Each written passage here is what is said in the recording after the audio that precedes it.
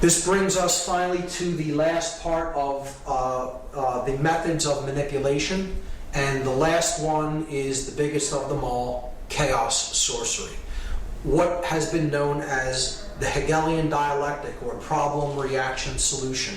And we're going to talk about what the Hegelian dialectic is, and we're going to see an example of how this is put into action when we analyze the 9/11 occult ritual. The Hegelian dialectic is what chaos sorcery really is, and this is an ideology that was formulated by George Hegel, a German philosopher. The Hegelian dialectic is a framework for guiding our thoughts and actions into conflicts that lead to a predetermined solution. So the solution is already predetermined before anything happens. The people who are putting this into effect want a certain outcome. This is outcome-based framework, an outcome-based framework. It's saying this must occur. This is the end result that we want, and anything else is undesirable and we will not settle for. It's going to happen this way.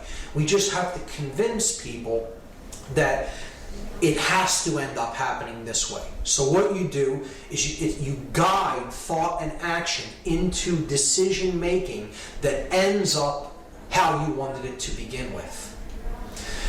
This is accomplished by manipulating consciousness into a circular pattern of thought and action. So again, it's a manipulation of consciousness. It's ultimately about mind control.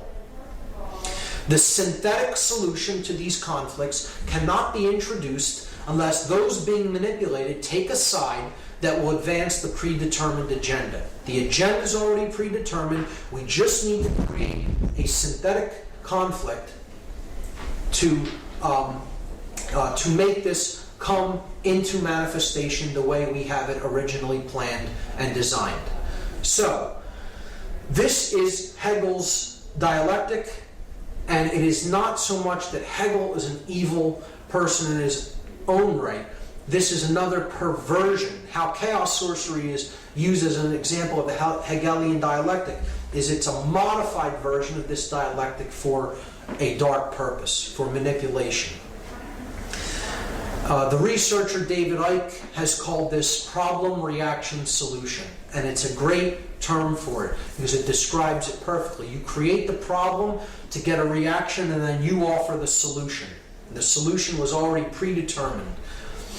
But I like to call it chaos, confusion, opportunity, because I think it more accurately describes what the process that's taking place is really about.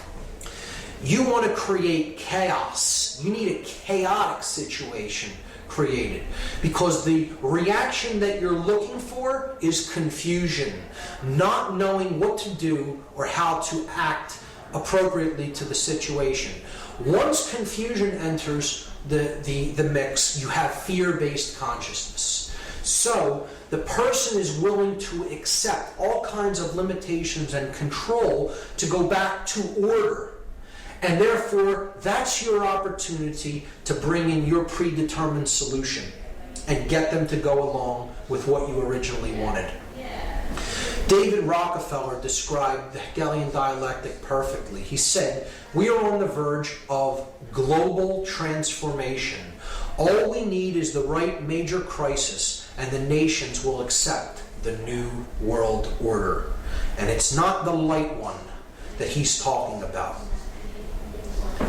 This was the major crisis that they introduced. The events of 9/11, 2001, was an example of the modified Hegelian dialectic. It was an example of chaos sorcery. It was an occultic ritual of human sacrifice that involved three major examples of occultic symbology and ideology in the work to create the synthesis that they were looking for. And those three occult schools or occult ideologies that were employed on that day, the symbolism of which was employed on that day, was Kabbalah, Tarot, and Freemasonry. Now, before we get into any confusion at all, I want to state emphatically that I do not believe that any of these systems are evil in and of themselves. It is how occult sciences are used, occult knowledge is used by the practitioner to what end that determines whether they're wielded for good or evil. So it is not these practices or these systems that are of knowledge that are evil in any way. They are simply knowledge, and it is how they are used. Let's get that straight right off the bat. So these three systems of occult knowledge all encode within them the understanding of human psychological makeup and human consciousness. And the ritual of 9/11 is ultimately about the destruction of that knowledge and keeping the truth down, keeping our awareness down, destroying our awareness, destroying consciousness. So we're going to look at some examples of this occultic iconography and symbolism that was used on that day. The most glaring example of which is in tarot. This is the tarot image known as the Tower. It's a card that represents the end of an old way of things and the birth of a new way of things. It's the destruction of something that is old and worn down and the building of something new in its place. One thing is being cleared to make way for something to be put up in its place. Okay? So that's the Tower. It is depicted as being struck by a bolt of lightning, on fire, with people toppling out of the windows. And that is exactly what we saw on the day of 9/11, 2001. We saw towers that were struck by forces. They were on fire, and people were leaping from the windows. So clearly the occultic symbology of this particular tarot card was employed on that day. Whether this be totally by design or it be synchronicity, I'll leave that up to the audience to decide.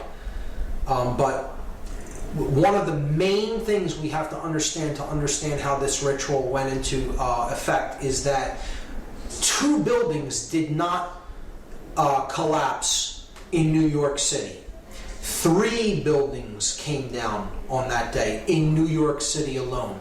Many people still do not know this or understand it, amazingly, because the mainstream media only showed the collapse of this building here to the right only one time and never really showed it again, unless you go on the internet and search for the video of the collapse of World Trade Center number 7.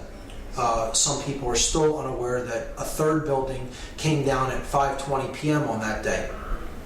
So we have to understand first that not only the Twin Towers collapsed into their own footprint, but so did Building 7, a 47-story steel, concrete and steel reinforced building, collapsed into its own footprint in approximately 6.5 seconds at 5:20 p.m. on 9/11/2001, when no plane had struck it. So I'm not here to argue the physics of 9/11. I'm not here to even talk about any of the aspects of the how part of 9/11, the physics or the how it happened. I'm much more interested in using my time to discuss the why and the implications of the occultic symbology employed in what I consider a dark occult ritual, a ritual that embodied the modified Hegelian dialectic. And so the first thing to understand is 3 towers came down, 3 pillars, if you will, came down on 9/11, not 2. The first occult system that I'm going to look at in relation to 9/11 is Kabbalah. Kabbalah is an ancient Semitic form of occultism. Judaism takes some of its roots from Kabbalah, and this is the main symbolic structure, or this main symbolic icon of Kabbalism. It is known as the Sephirotic tree of life. This is known as the ladder to God. Okay? The levels that go up in consciousness to God. And there are 10 of these spheres on the tree. If you count them, there are 10 total. This is 1, 2, 3, 4, 5, 6, 7, 8, 9, 10. They're known as, these spheres are known as Sephirot. So the 10 Sephirot comprise the tree of life. Now in the books that describe this symbol, the Sephirotic tree, they're the Zohar and the Sefer Yetzirah. They look at it as that there are only 10 Sephirot. There are not 9 and there are not 11. This is specifically worded into these books. To speak of there as being any more or less Sephirot is considered like a blasphemy in Kabbalah, because there are only 10. So this is where part of the name of the ritual comes from. Not 9, not 11, but yet we have the ritual happens on 9/11. And we'll talk about the occult significances of the numerology as well when we explore that. But in Kabbalah, 9 and 11 are considered blasphemies against the 10 Sephirot, if you speak of there as being any less than 10 or any more than 10. And we also see that the symbolic numbers, the numbers of these buildings are symbolic when we relate the ritual to Kabbalah, because the buildings that came down were the Tower 1, which is the male tower. Okay? It has a phallic symbol on top. This is Tower 1 in the numbering system of the World Trade Center. The feminine tower is Tower number 2. And then this building is World Trade Center 7. So if we add them together, we get 1 plus 2 plus 7, and that equals 10. So we see there are 10 Sephirot. The building numbers total 10. So they're bringing down the 10 in the buildings, and they're bringing down symbolically the 10 Sephirot. You see, in the Sephirot, there are 3 pillars, 3 columns. You have this left-hand path known as the path of severity. You have the right-hand path that is known as the path of mercy. Again, these are corollaries to the Freemasonic pillars. This would be the pillar of mercy, which is Joachim. This is the pillar of severity, or Boaz. And then you have the path of mildness, or the path of will. Will to ascend in consciousness. This sphere representing base consciousness, and this sphere representing cosmic consciousness. Without going into very deep explanations of what each Sephirot represents, just understand that this middle pillar is the synthesis between these two. This represents too much male aspect or control. This could be too much capitulation to control. You can look at it that way, with this path being severity, this path being mercy. You could look at it as this path is not being a controller and also not being a slave. It is not being a dominator nor capitulating to domination.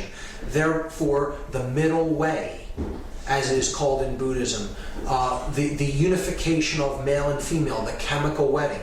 It is the ascension from base consciousness through connection with conscience, the heart chakra, and attaining cosmic consciousness or higher level awareness, represented as the crown Sephirot.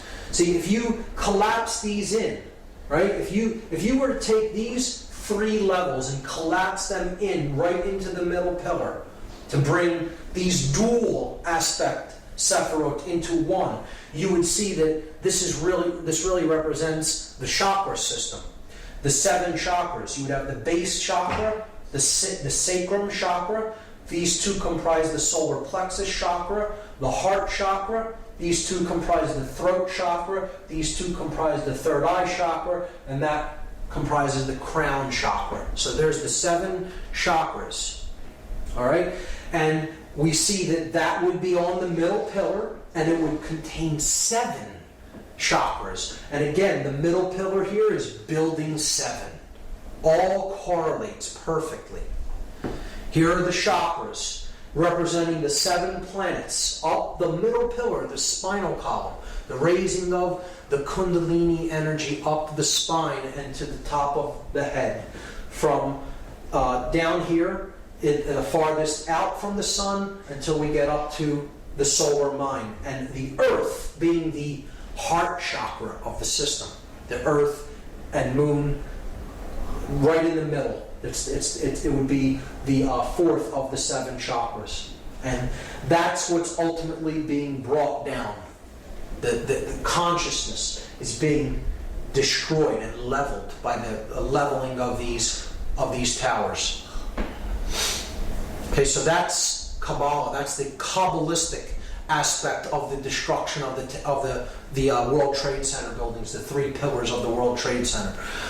The second occultic tradition, tarot, we see again the columns of Jachin and Boaz. Now, see, they're reversed in this example. They're the same way that they are in the Kabbalistic Sephirotic tree of life.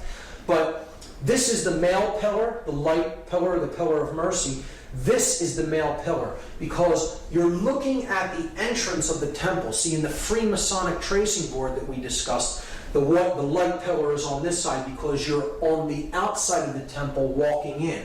In this example, you're inside the temple looking toward the outside, and the goddess is seated in the temple and she's veiled from the outside. So if you were to picture yourself walking in from behind her, right, and she's veiled, the Jachin pillar would be to your left. And that is the male pillar, and here we see the male pillar with the phallic symbol. The feminine pillar, see, it's on her right side. This one's on her left side. So you have the feminine pillar, which would represent Boaz. The masculine pillar here would represent Jachin. The middle pillar represents the goddess. Again, it's a sacrifice of the goddess. Once again, we see it happening. Here we see she's the moon goddess. She has the cross on her chest, the cross of the sun, that she carries within, that she gives birth to. Here we see that the Sephirotic tree is behind her, because Tarot, Kabbalah, and Freemasonry are aspects of occultism that must be studied in conjunction with each other to fully understand them. The goddess holds the book of truth, the Torah, the law, the truth, and it is veiled by her cloak because no one knows how the story ends. The future is still to be written.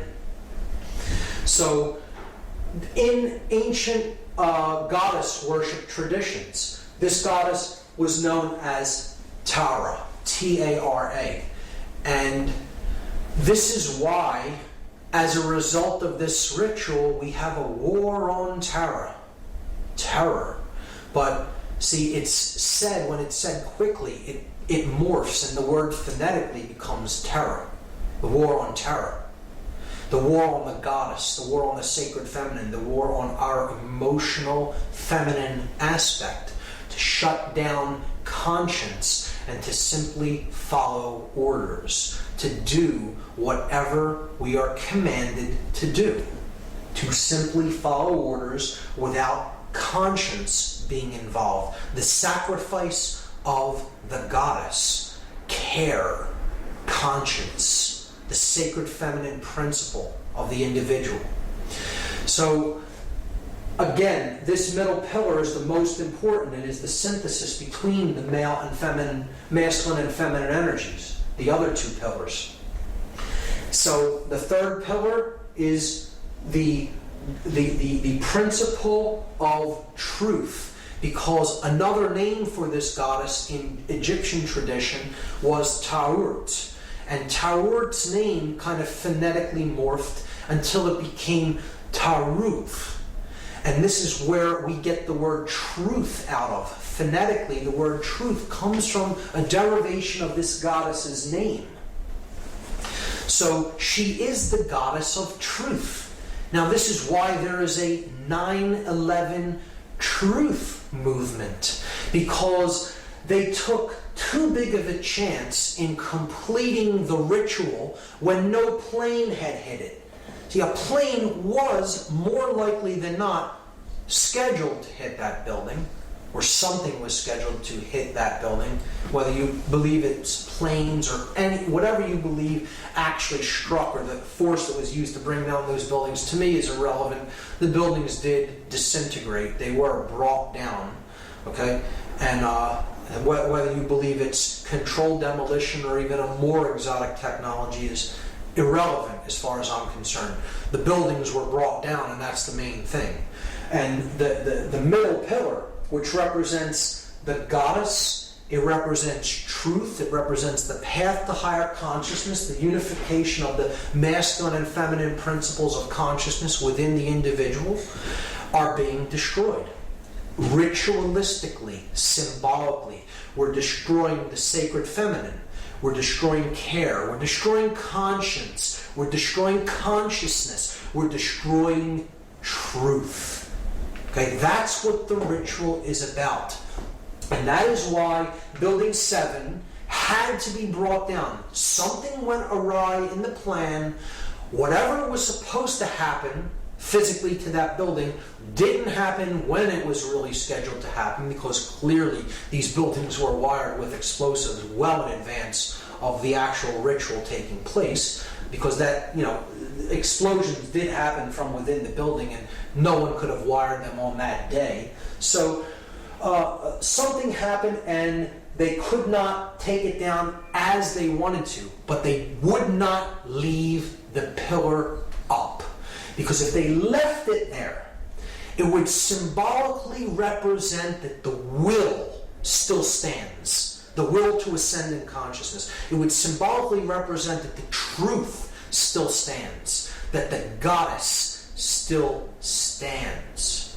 And they could not do that. They had to complete the symbolic interpretation of this mass ritual by bringing the middle pillar down, even if nothing had appeared to strike it, and that's why they brought it down at the end of the day.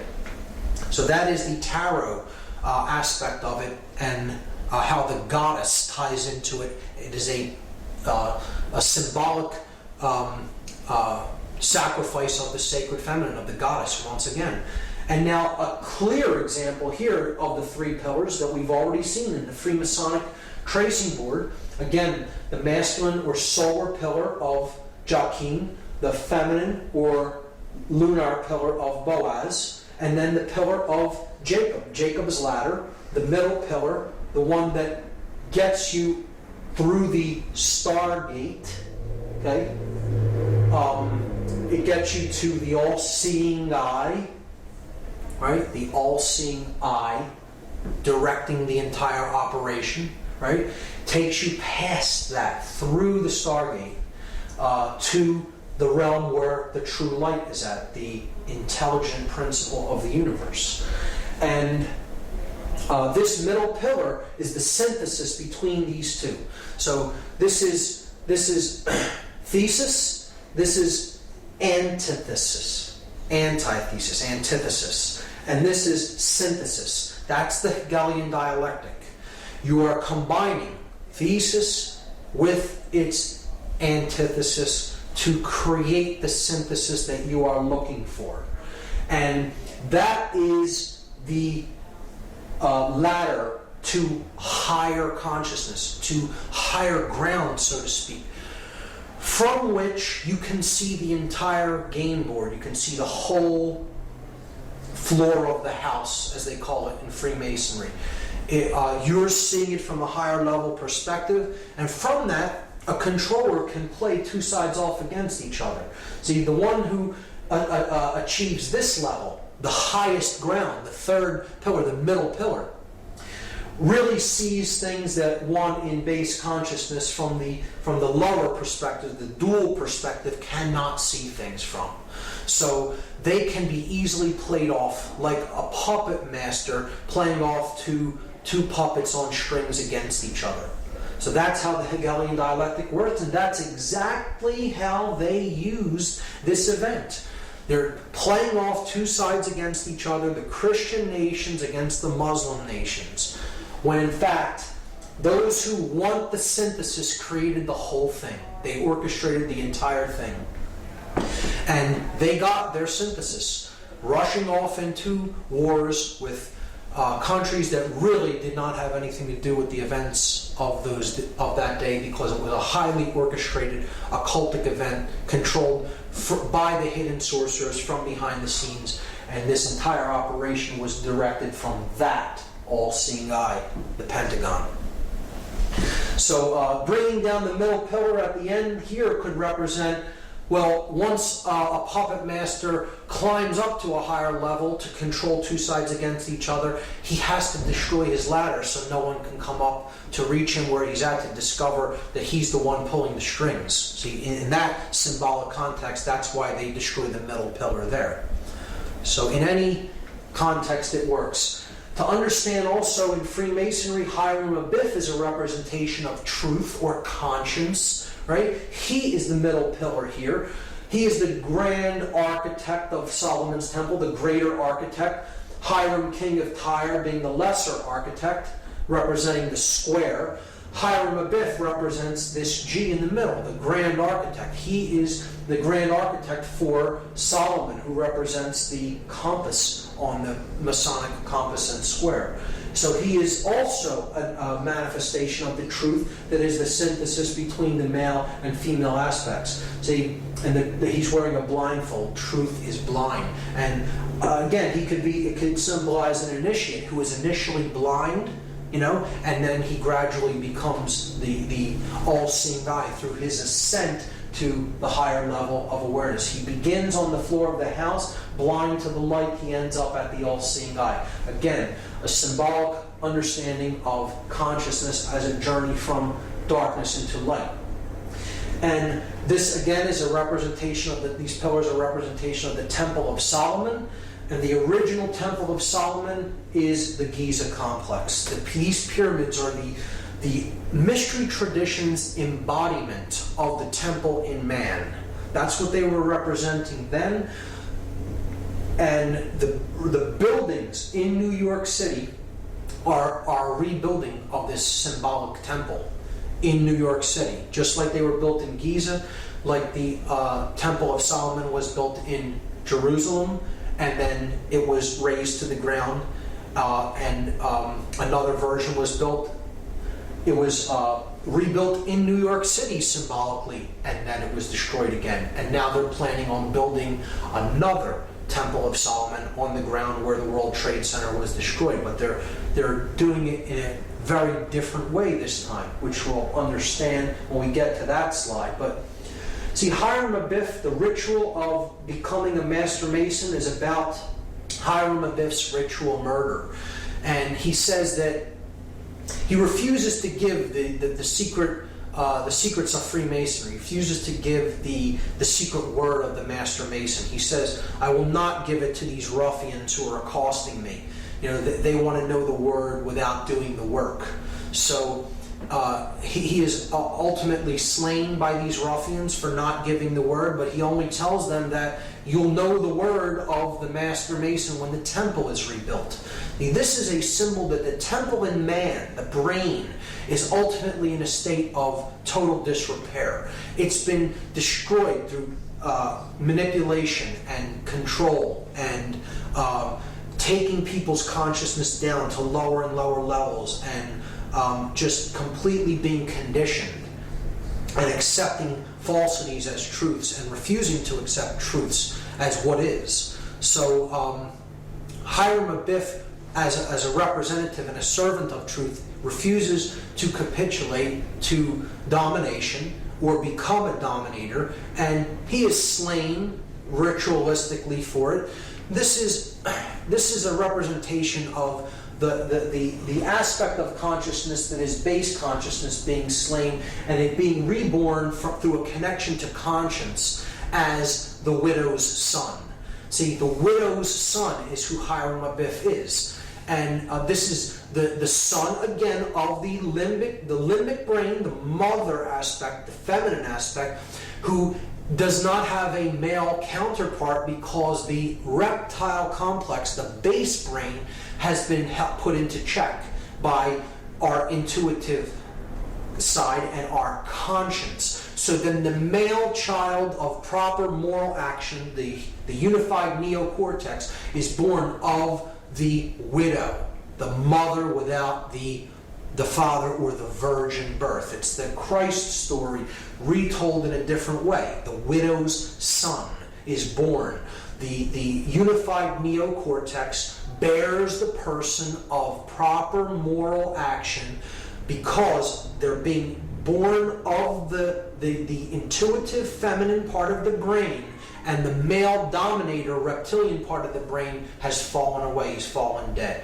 Okay, so that's what the story of Hiram Abiff is about. And he's saying to the ruffians, those in base consciousness who threatened to kill him for not giving the secrets of Freemasonry, you'll know the word when the temple here is rebuilt. And the word, the lost word of Freemasonry is equilibrium. That is the lost word. Because equilibrium is what we're striving for between the hemispheres of our brain and the masculine and feminine polarities that are indwelling within us. So they have to come to a state of equilibrium, and then the temple will be rebuilt. The brain will operate in global coherence across both brain hemispheres, and the third eye will be opened and cosmic consciousness will be awakened. That is what this story is about, and that is what the ritual murder of Hiram Abiff is about. And we'll keep that in mind when we understand that there is a new temple being built on the ruins of the old temple in New York City. Again, the complex of the World Trade Center is a symbolic representation of the original Temple of Solomon, the pyramid complex at Giza.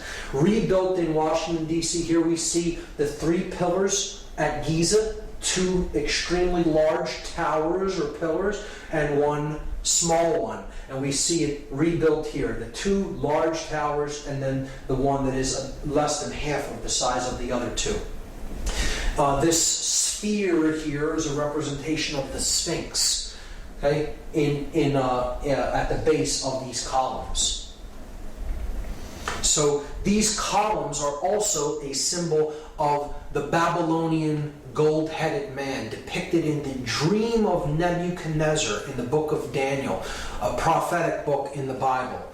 The gold-headed man represents centralized authority, pharaonic rule, or total hegemony, the unquestioned global ruler, the one world order, the church and state unified in the head of gold. And as dynasties went on, power diminishes. It goes through the Silver Age, then it goes into the Bronze Age, and eventually you have the separation of church and state.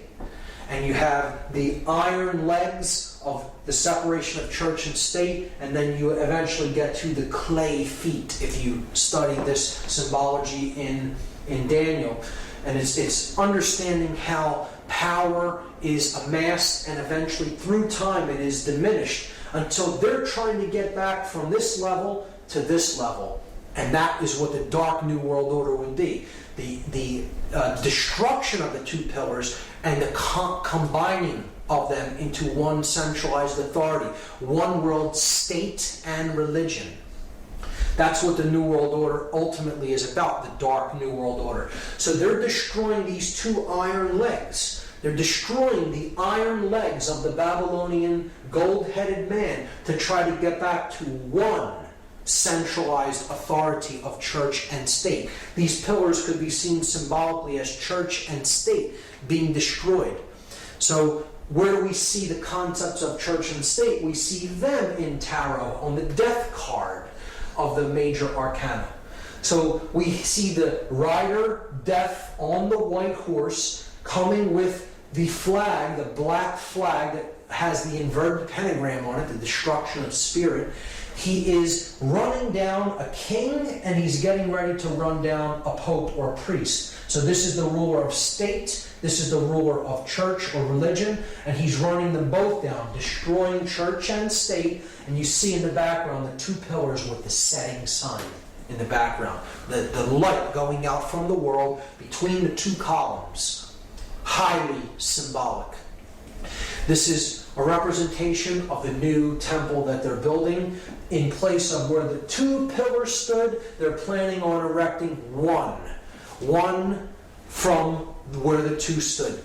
The thesis and antithesis destroyed, the synthesis is created. The phallic symbol, the one male phallic symbol, erected in place where the symbols of church and state symbolically once stood.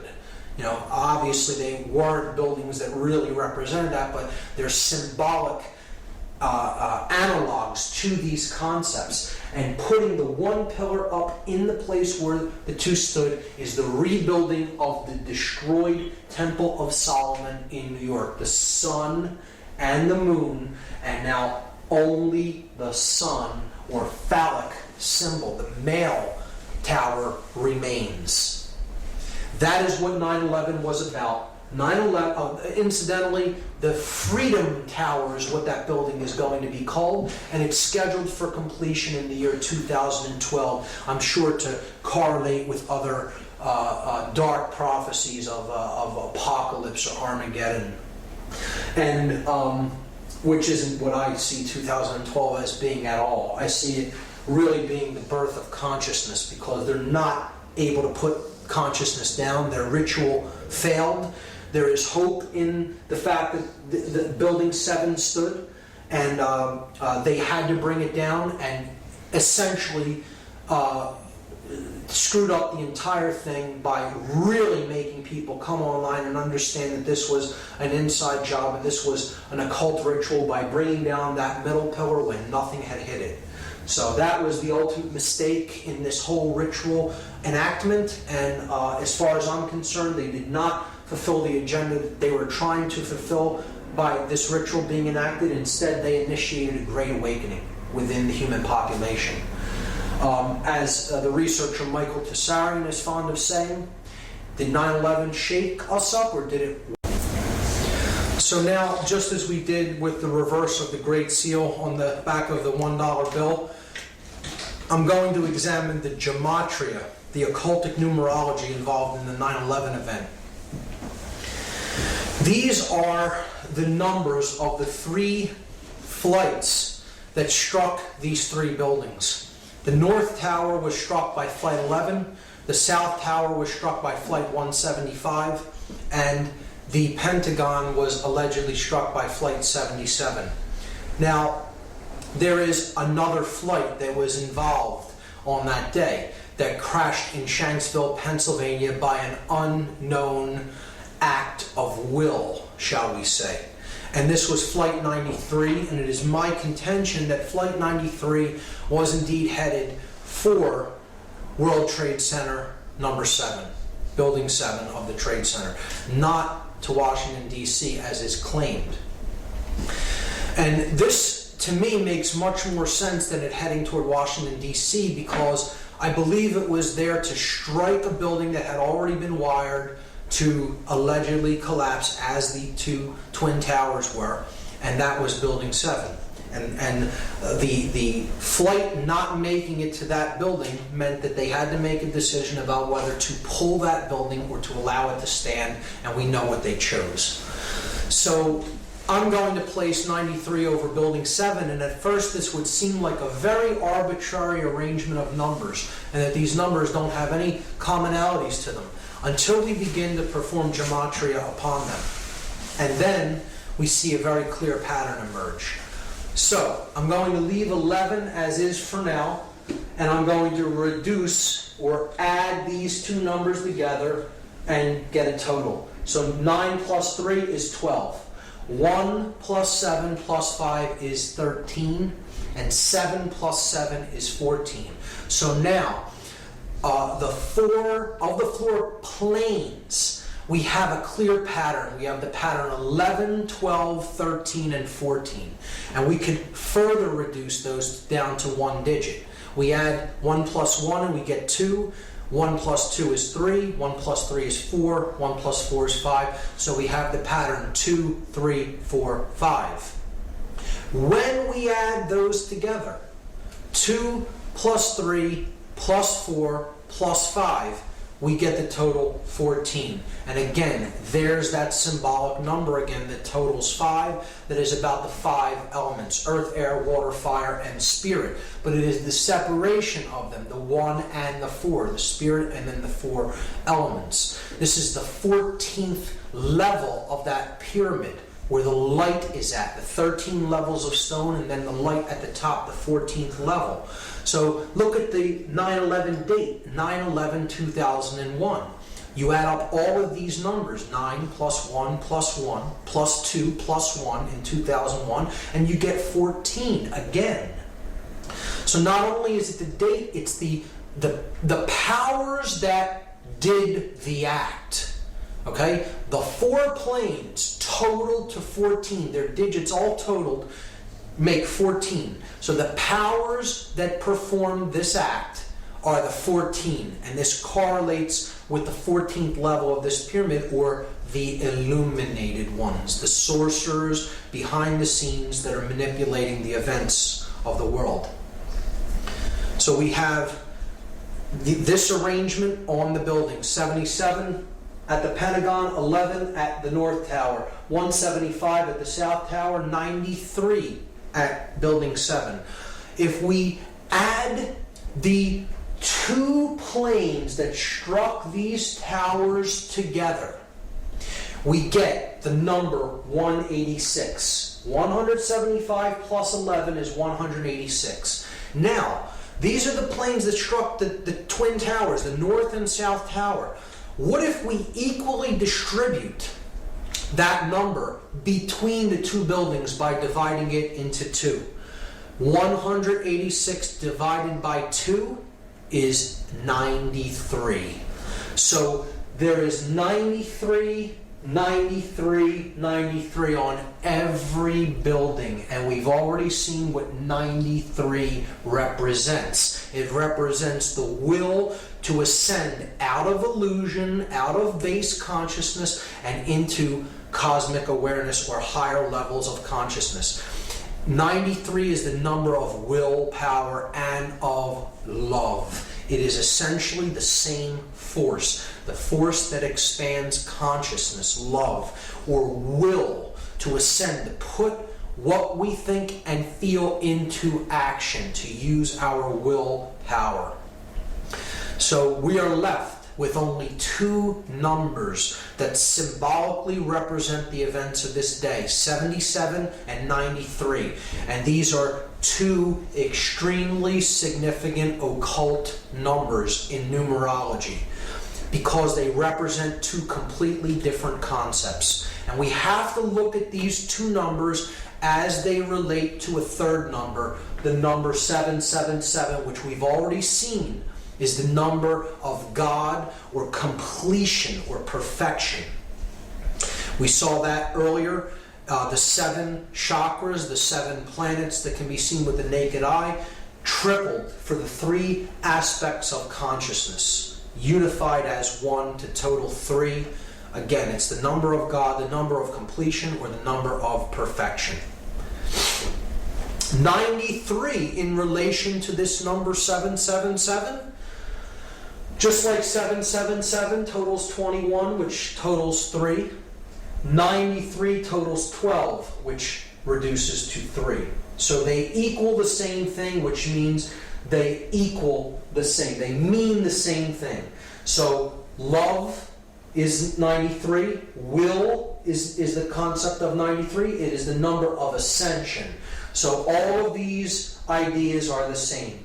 They mean the same thing. In gematria, when numerological additions total the same value, the words that they represent really mean the same thing. So 93 is 777, is love, is will, is ascension, is God, is completion, is perfection. These are all the same concept.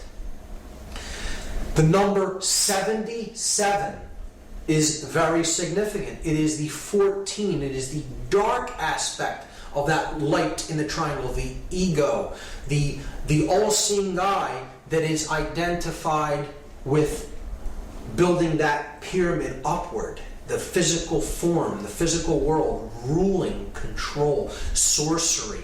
It is the force of chaos. The number 77 represents chaos in all forms of occultism. It represents the sorcerer. It is the sorcerer's number.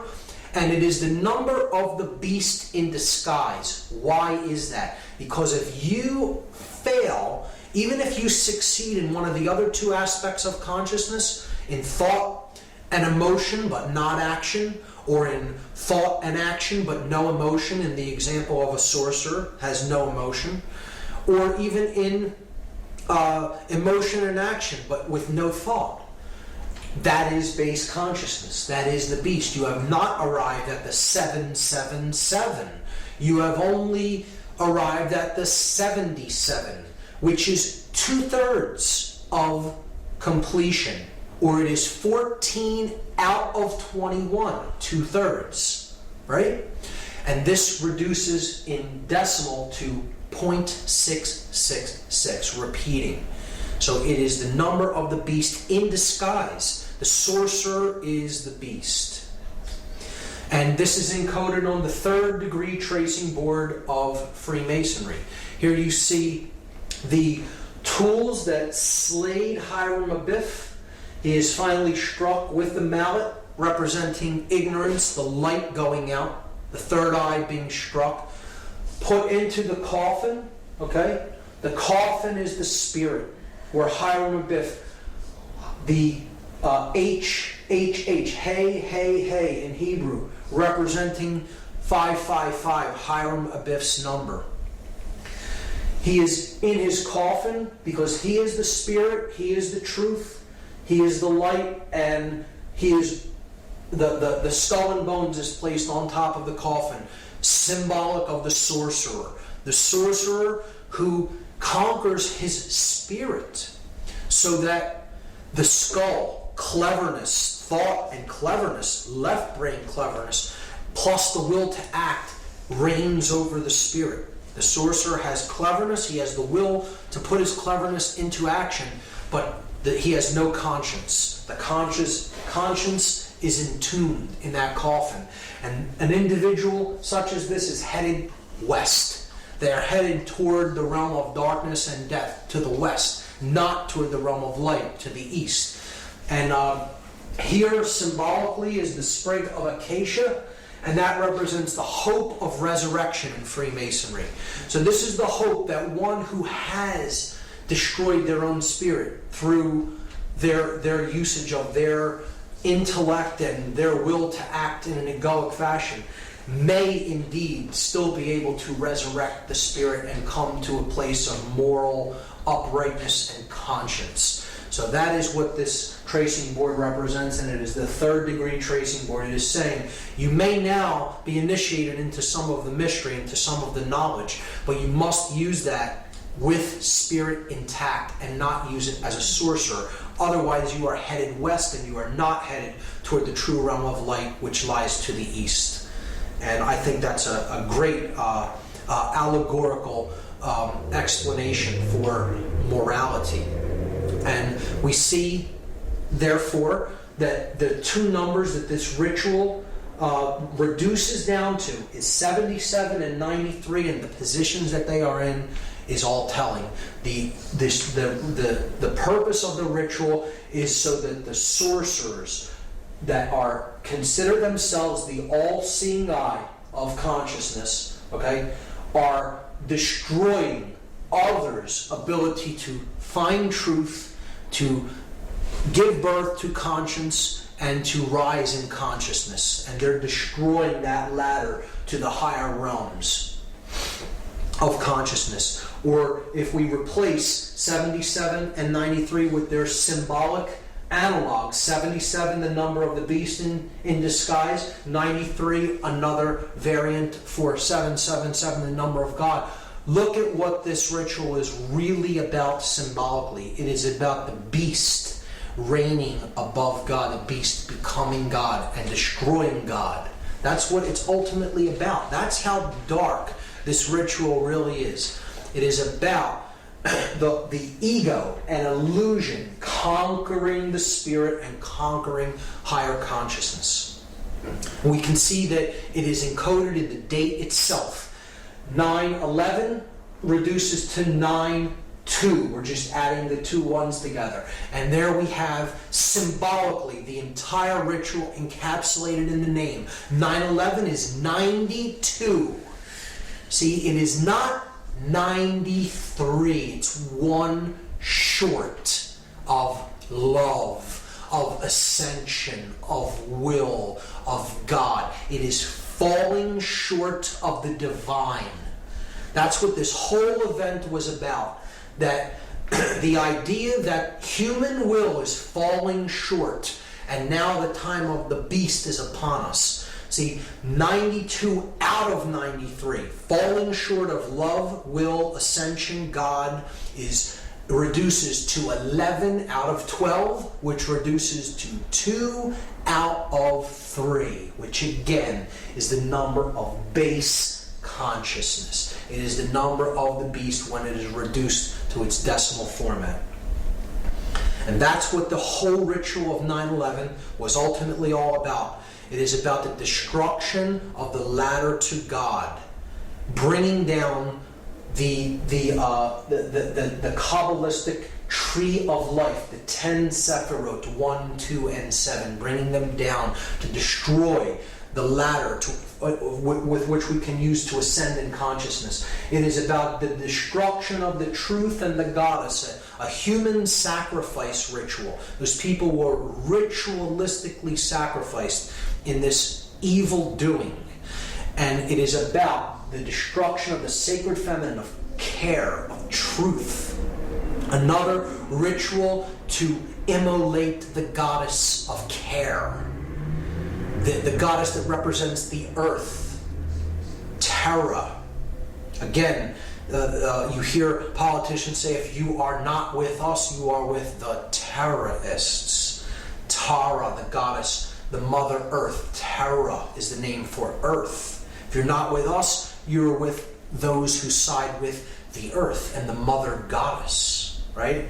And it was also used to create the Hegelian dialectic, the bringing down of thesis and antithesis to create synthesis, the sorcerer's middle pillar. That's what the event of 9/11/2001 was all about. An occult ritual to bring about the dark, modified version of the Hegelian dialectic. Chaos, confusion, opportunity. General Douglas MacArthur talked about the Hegelian dialectic. He said, our government has kept us in a perpetual state of fear, kept us in a continuous stampede of patriotic fervor with the cry of grave national emergency. Always there has been some terrible evil at home or some monstrous foreign power that was going to gobble us up if we did not blindly rally behind it.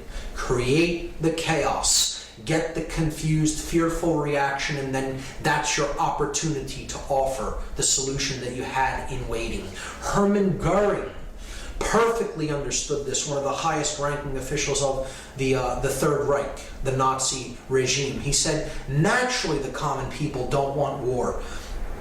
Neither in Russia, nor in England, nor for that matter in Germany. That is understood. But after all, it is the leaders of the country who determine the policy. And it is always a simple matter to drag the people along, whether it is a democracy, a fascist dictatorship, a parliament, or a communist dictatorship. Voice or no voice, the people can always be brought to the bidding of the leaders. That is easy.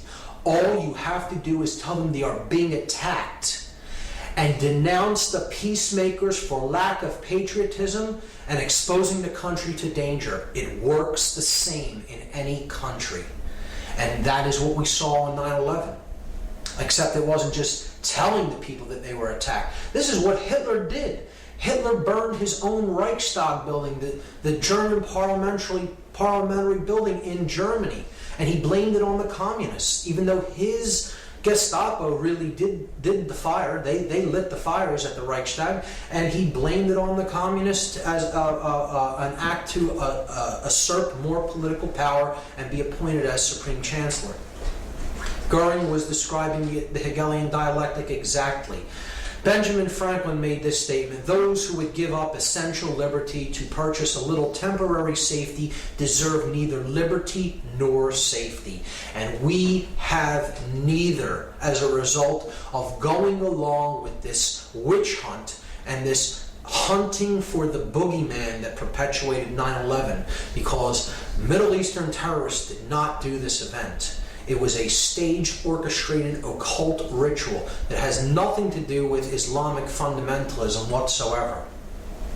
Voltaire said that those who can make you believe absurdities can make you commit atrocities. If you go along with what simply is not true, you can be led into any number of atrocious actions. And really, that's what the ritual was all about, to keep us in a perpetual state of fear so that we are easier to control. And that's what the whole fear of terrorism and the terror alert system is all about. See, just like Hitler burned his parliamentary building, we had our Reichstag fire called the 9/11 event. And it's just about an attack on civil liberties and our rights and our right for freedom of speech, and just to curtail all the God-given rights that we already possess as an attack on our personal sovereignty. And people will be willing to give up more personal sovereign rights if their consciousness is shut down through fear. They bought into the fear, and now we're going off in other lands that really had nothing to do with this event, and we're waging war and killing millions of innocent people as a result of this total fraudulent staged event. And these are the atrocities that we're committing because we've believed in this absurdity. The murder of children, torture, now seen as acceptable in many circles, absolutely reprehensible actions perpetrated upon people that do not deserve to be treated like animals, which is what they're doing to many of the prisoners that they're holding in oftentimes secret prison camps. And it's just a further perpetuation of suffering and fear into the world that is a self-perpetuating cycle and creates more and more of the same dynamic: fear, disorder, chaos. That's what the whole event was about. Encapsulated in the 33rd degree of the 33rd degree of the Order of Freemasonry is this symbol, the double-headed eagle, which represents he who sees the past and the future, because ultimately the same force is controlling both and directing both. And it's about order out of chaos. Deus meum quae jus is a Latin phrase that means God and my right. God and my right, like the divine right of kings. And ordo ab chaos, another emblem of the 33rd degree, chaos sorcery. Our brand of order out of our brand of chaos. Now there is a positive interpretation of this emblem and of the phrase ordo ab chaos. Order does indeed arise from chaotic situations when you look at putting water into a vessel and taking it from one level up to a higher level. That is the way consciousness ascends. It has to be a chaotic event, but then it comes up to a higher level and then it maintains equilibrium and order again. So that is a way of seeing this principle as in a positive way, but in this event, certainly dark occultists manipulating sorcerers are orchestrating this event as an example of chaos sorcery, chaos magic, to bring about their Hegelian dialectical order out of the chaotic events that they themselves orchestrated. And that is the final method of manipulation. So now